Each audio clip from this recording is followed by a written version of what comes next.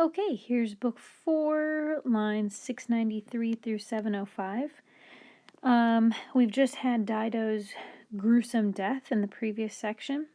Well, she's not quite dead yet is the problem. She's just mostly dead. She's not completely dead.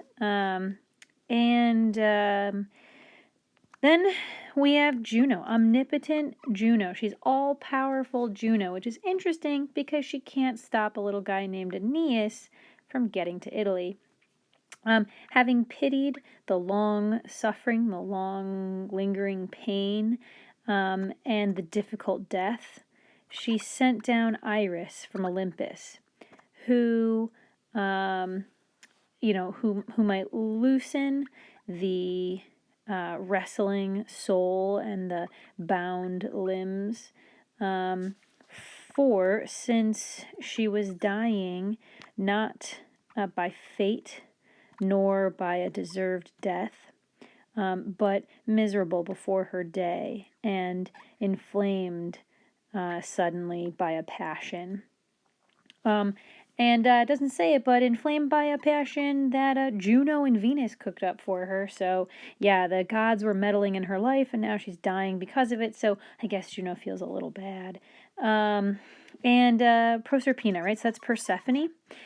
She had not yet taken away the yellow hair from the top of that one, right? So from the top of her head, which is interesting because now we know that Dido was a blonde, at least according to Virgil.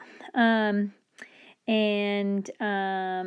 she had not yet condemned her head to Stygian Orcus, right? Orcus is he's the underworld deity. So Stygian, right, has to do with the Styx. So she had not yet condemned her head to Stygian Orcus.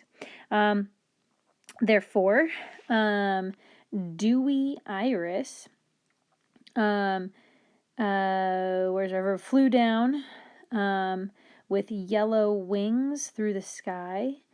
And oh look, A, B. So you got some synthesis up here too. I'd say A, B. Or maybe you could do chiasmus and do noun, adjective, noun. So A, B, B, A. Interesting. So it could be both synthesis and chiasmus up there in line 693. But anyway, down here you have synthesis with Iris yellow through the sky, dewy wings, dragging 1,000 varied colors with the sun opposite, right? So the sun is sort of like gleaming on the other side of the sky while Iris is coming down in a rainbow, which actually is how rainbows are made. You have to have the sun behind you, and then you have to have a water vapor in the air in front of you, and then you get a rainbow. And so I put in a couple depictions of Iris. This is from a vase painting of Iris, and she has her little wings. And then here you have a modern representation with the wings and the rainbow. All right, so Iris flies down, dewy Iris with yellow wings through the sky, dragging 1,000 various colors with the sun opposite, and she stood above her head. And she says, I, having been ordered, bring this sacred thing to Dis. Dis is another underworld god. He's Pluto, basically. And I free you from this body. That I don't know. It's that derogatory pronoun again, right? So like that stinking body, right? That weak body. I free you from it.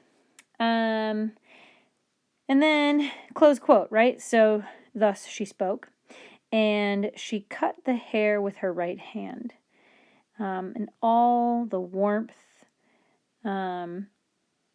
glided away, literally delapsos, it's like slipped away, and life receded into the breezes, into the winds. Life withdrew into the winds.